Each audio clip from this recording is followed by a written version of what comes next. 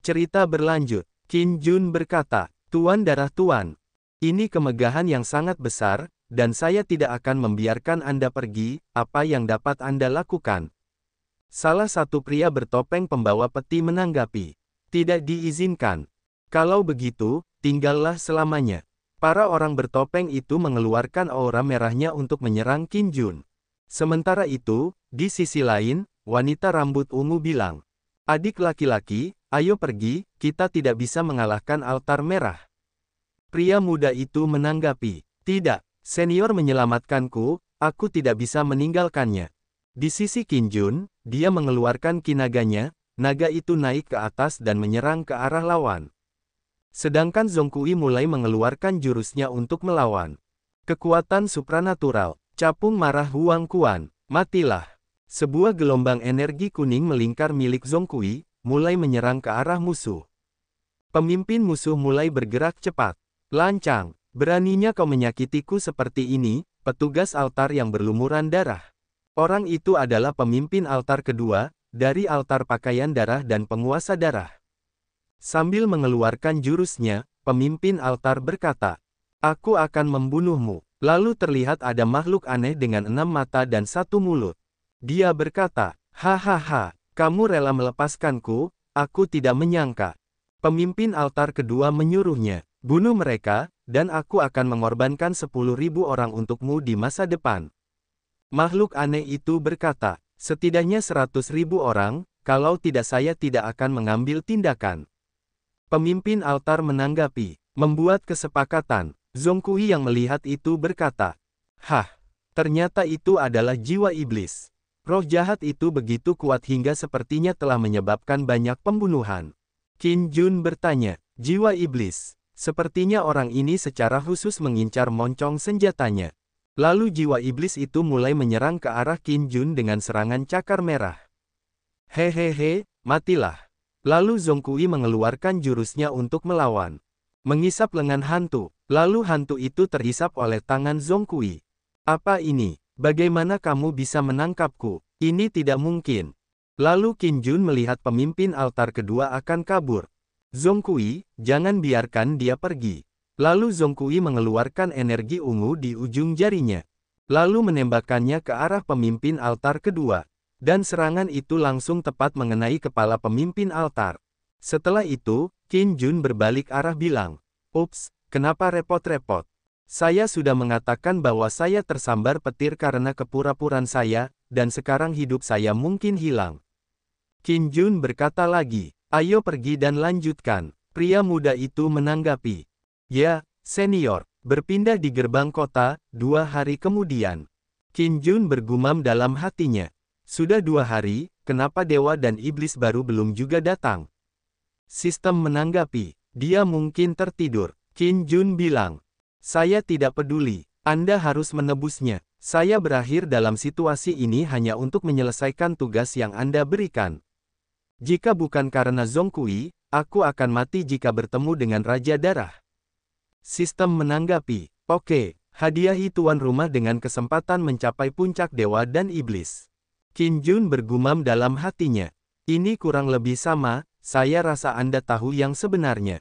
Lalu pria muda itu bertanya, senior, kota Manliu telah tiba, bolehkah saya mengantarmu ke lokasi teleportasi? Qin Jun menjawab, ya, terlihat, banyak orang yang berbaris antri di dekat pintu teleportasi. Qin Jun berpikir, tempat ini benar-benar terasa seperti stasiun Tiongkok di masa lalu. Lalu ada yang berkata, yang mulia, tolong. Qin Jun langsung melihat ke arah suara itu. Manusia kucing. Bagaimana bisa ada manusia kucing di sini? Saya ingat sebelum saya menghadiri konferensi pengamatan langit, Wang Sui sepertinya telah diatur oleh ayahnya untuk pergi berlatih.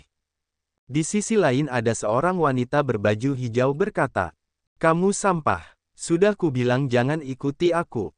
Aku ingin keluar dan berlatih selama beberapa bulan. Lalu Qin Jun menyapa, halo, dari mana asalnya? Lalu gadis manusia kucing menarik lengan baju Qin Jun. Yang mulia, bantu saya dengan cepat. Selamatkan patriark muda.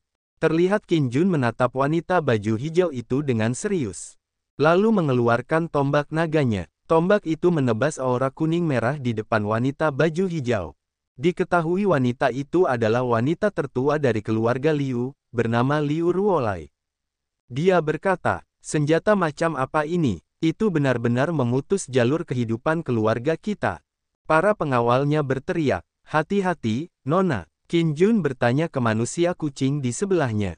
Di mana Wang Sui? Bawa aku menemukannya. Wanita kucing itu menjawab. Patriark muda itu terluka. Dia sekarang berada di area tanpa akhir. Kita harus berteleportasi ke kota Nankun terlebih dahulu. Tidak ada gunanya bagi saya. Saya pergi mencari obat untuk Bapak Bangsa Muda, tetapi saya tidak dapat membawa obatnya kembali, dan saya ditahan. Qin Jun menanggapi, kamu telah melakukan pekerjaan dengan baik, ayo pergi dan berteleportasi ke kota Nankun. Lalu Liu Ruolai menghadangnya. Hei, dia peliharaanku. Kamu tidak bisa membawanya pergi. Lalu Qin Jun tidak memedulikannya dan terus berjalan. Lalu Liu Ruolai jadi emosi, memerintah bawahannya. Hentikan untuk Nona Ben. Lalu para bawahannya bersiap menyerang Qin Jun dari belakang. Akan tetapi, mereka semua lemah dan langsung terpental terkena aura Qin Jun. Orang-orang yang menonton berkomentar, haha, sepertinya nona muda nakal ini menghadapi masalah berat hari ini. Anak ini juga sangat keras kepala, dan berani memprovokasi putri penguasa kota Manliu. Ada sesuatu yang bagus untuk ditonton sekarang.